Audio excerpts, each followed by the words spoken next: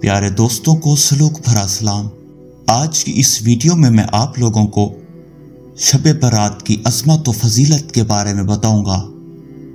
پیارے دوستو، چونکہ اس رات میں اللہ کی رحمت سے لاتعداد انسان دوزخ سے نجات اور چھٹکارا حاصل کرتے ہیں، اس لیے اس رات کو شب برات کہا جاتا ہے۔ اللہ رب العزت نے اپنے محبوب کی امت کو کچھ ایسی راتیں عطا کی ہیں جو اللہ کی رحمتوں، برکتوں، عنایتوں کی نوید سعید لے آتی ہیں۔ پیارے دوستو، شیخ سعیدی رحمت اللہ علیہ نے کیا خوب کہا تھا کہ اللہ رب العزت کی رحمت اپنے بندوں کی بخشش کے بہانے تلاش کرتی ہے۔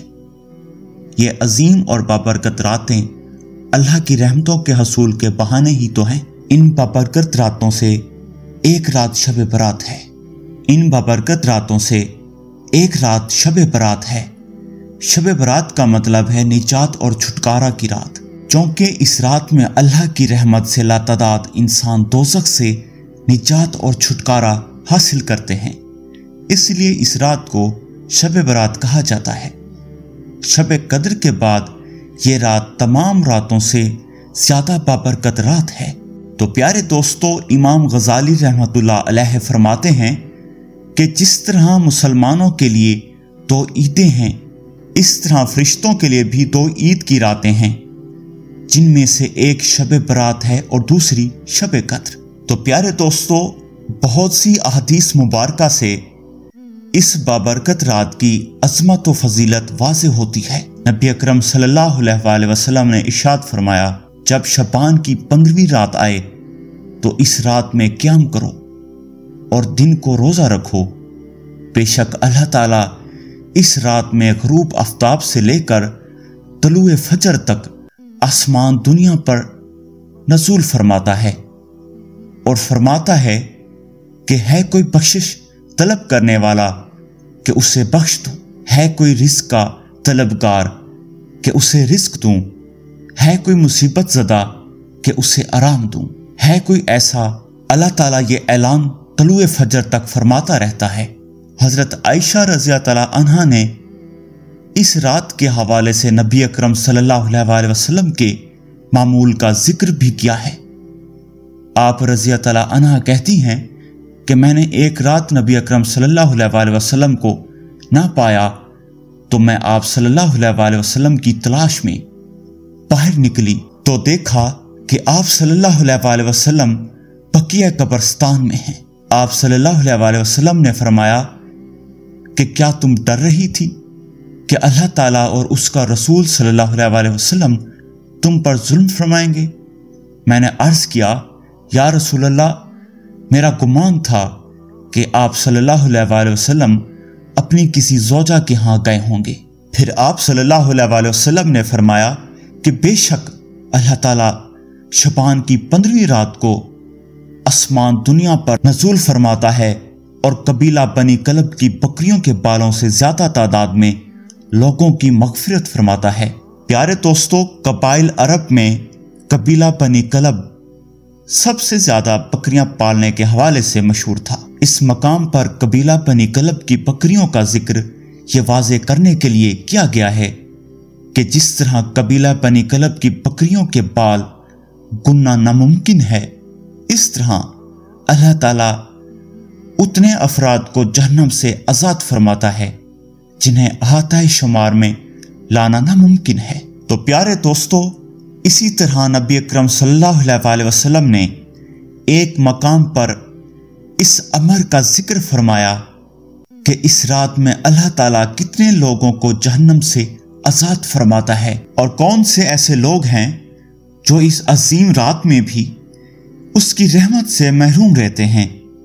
حضرت عائشہ رضی اللہ عنہا سے مروی ہے کہ نبی اکرم صلی اللہ علیہ وآلہ وسلم نے فرمایا، میرے پاس جبرائیل آئے اور کہا کہ شعبان کی 15ویں رات کو اللہ تعالیٰ اتنے لوگوں کو جہنم سے آزاد فرماتا ہے جتنے قبیلہ بنی کلب کی بکریوں کے بال ہیں، مگر مشرک، دشمنی رکھنے والے، قطع تلقی کرنے والے، کپڑا لٹکانے والے، والدین کے नाफरमान और आदि शराबी की तरफ नजर रहमत नहीं फरमाता। तो प्यारे दोस्तों, मुंदरजा बाला हदीस में ऐसे महरूम अफराद के अलावा दीगर अहदीस में ऐसे मजीद अफराद का जिक्र मिलता है जो इस बबरकत रात में अल्लाह की रहमतों से महरूम रहते हैं। प्यारे दोस्तों, मुख्तलिफ अहदीस से पता चलता है कि तकरीबन 10 किस्म के ऐसे अफराद हैं जिनकी इस बबरकत रात में भी बख्शिश व मगफिरत नहीं होती।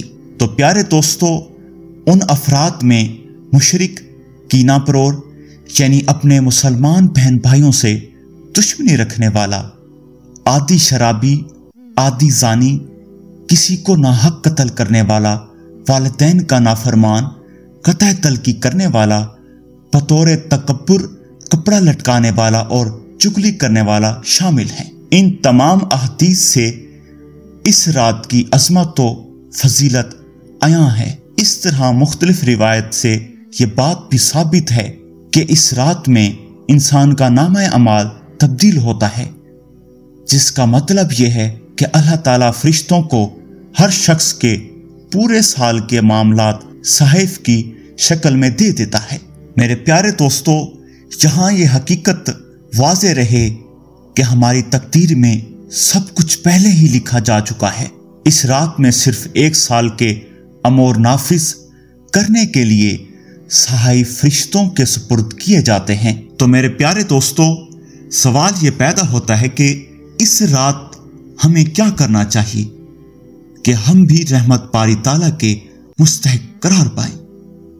वो अमाल जिन्हें सरअंजाम देकर हम उस रात की रहमतों और बरकतों को समेट सकते हैं, पेश खिदमत हैं। प्यारे दोस्तों, सबसे पहले अल्लाह ताला से सच्चे दिल से तौबा करें ताकि हमारा नाम भी इस रात में जहन्नम से आज़ाद होने वालों की फहरिस्त में शामिल हो जाए। और दूसरा ये कि बाहमी रंजिशों को ख़त्म करके एक दूसरे से माफ़ी मांगे, लेकिन ये बात याद रहे कि यह माफ़ी रस्मी ना हो कि एक मैसेज टाइप करके तमाम दोस्तों और रिश्तेदारों को सेंड कर दें और इस खुशफहमी में मुब्तला रहें कि हमने तो अपनी जिम्मेदारी पूरी कर दी है, बल्कि कोशिश करें कि हत्ता अल मकान एहसास निदामत के साथ सबसे अनफरादी तौर पर मुनासिब तरीके से माफ़ी मांगें, अपने वालिदैन से माफ़ी मांगें और उनकी खिदमत करने का पुख्ता ओहद करें जिनके वालिदैन इस जहां फानी से रुखसत हो चुके हैं, और उनके लिए दुआए मग़फ़िरत करें। इस रात में कब्रिस्तान जाना सुन्नत नबवी है, इसलिए अगर मुमकिन हो तो कब्रिस्तान जाने का एहतमाम करें। और इसके अलावा दरूद शरीफ और तिलावत कुरान करीम का एहतमाम करें। 3 मरतबा सूरत यासीन और 7 मरतबा सूरत दखान पढ़ें। नवाफिल की अदायगी का एहतमाम भी करें, लेकिन ये बात भी मद्देनजर रखें कि अगर आपके ज़िम्मे कज़ा नमाजें हैं तो उनकी अदायगी नवाफिल से ज़्यादा ज़रूरी है। इसलिए अगर आपके ज़िम्मे कज़ा नमाजें हैं तो वो अदा करें। नबी अकरम सल्लल्लाहु अलैहि वसल्लम के फरमान मुबारक पर अमल करते हुए 15 शबान का रोज़ा रखें और पूरी उम्मत मुसलमा के लिए दुआ करें। अगर हम सच्चे दिल से मुंदरजा पाला अमाल करेंगे तो अल्लाह ताला की रहमत से उम्मीद है कि हमारा नाम भी इस रात में जहन्नम से आज़ाद होने वालों में शामिल हो जाएगा। तो प्यारे दोस्तों, अल्लाह ताला हम सबको नेक अमाल करने की तौफीक अता फरमाए। उम्मीद करता हूं कि आपको ये वीडियो पसंद आएगी। अपना ख्याल रखिएगा। अल्लाह हाफिज़।